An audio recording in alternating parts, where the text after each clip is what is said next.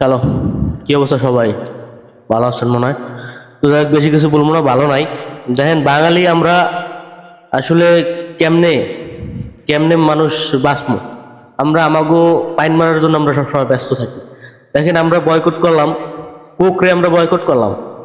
বাঙালি জাতি কি করলো? কোকরে বয়কট করলো, কিন্তু কোকরে আবার প্রমোট করার জন্য আরো বাঙালিরা উঠে পড়ে লাগছে, তাও আবার ভিন্নভাবে। যা আসলে মনে করেন যে দেখার পর অনেকে এটা নিয়ে ভিডিও করছে, তো ভাবলাম আমিও করি।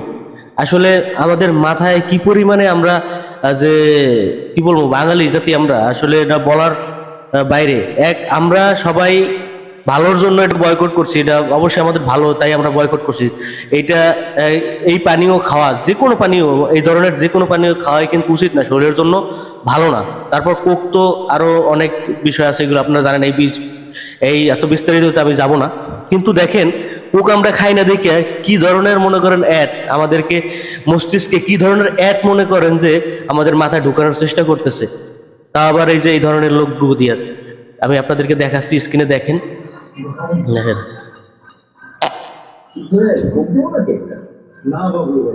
দেখেন দেখেন তো খবরটা তুমি কই পাইলা? কেন সুলতান যে বলবো কি সুলতান সুলেমান, তুমি নাকি কইছ ও কই জায়গা? হ্যাঁ, বাসা খবরে তাই দেখাইলো। সোহেল বলে সুলতান, সুলতান বলে বাসা, আর বাসার বলে আকাশে দেখছিলাম। ভাই, আকাশ কুসুম পেজ থেকে তো শেয়ার দিছিল। আরে মিয়ারা, কোক মোটেও ওই জায়গার না। দেখেন ওই জায়গার না, কোকটা ওই জায়গার না। তারপরেও এই সৎসাহস নাই যে স্পেসিফিক যে জায়গাটার নাম, সেই জায়গাটার নামটা বলতেছে না, ঠিক আছে?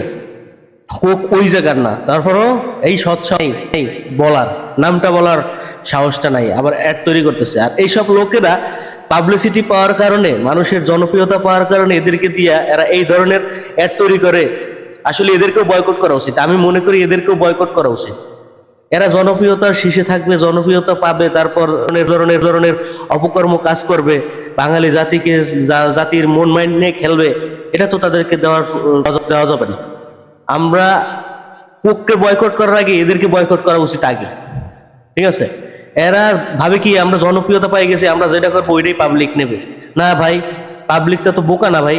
তারপর দেখেন আবার কি বলে, 190টা দেশে লোকে কোক খায়, তুরস্কে খায়, স্পেনে খায়, দুবাইতে খায়, আর ফিলিস্তিনে তো কোকের ফ্যাক্টরি আছে। এই যে ফিলিস্তিনিতে কোকের ফ্যাক্টরি আছে, এটা কিন্তু সম্পূর্ণ বানোয়াট। এটা লোকে জোর জবরদস্তি করে ফিলিস্তিনিতে ইসরায়েলিরা জোর জবরদস্তি করে ফিলিস্তিনি লোক সরাইয়া ওইখানে ওরা কোকের ফ্যাক্টরি তৈরি করছে।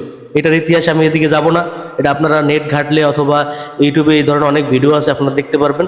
তো এই হয়েছে মনে করেন যে আমরা কোক খাই না এই কারণে, বুঝছেন? এই হচ্ছে আমাদের অবস্থা, এই হচ্ছে আমাদের মেন্টালিটি নিয়ে আমাদের খেলতেছে।